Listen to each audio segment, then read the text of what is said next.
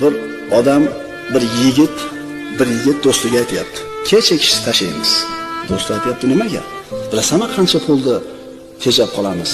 Desa do'st aytayapti, "Unda ichishni ham tashlaymiz." Desa, birinchi odam, "Oho, buncha pulni nima qilamiz?"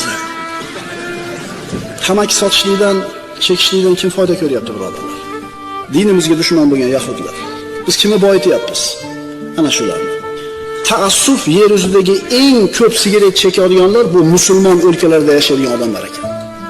Bitta tamaki ishlab chiqaradigan kompaniya akalar bir kunda musulmon mamlakatlarga sotgan sigaretning foydasi 110 million dollarga teng bo'lar ekan.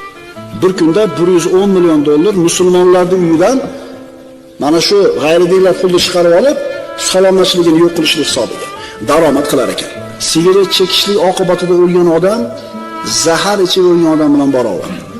Faqat bu zahar sekin-sekin ta'sir qiladi. Ko'zimizni katta ochib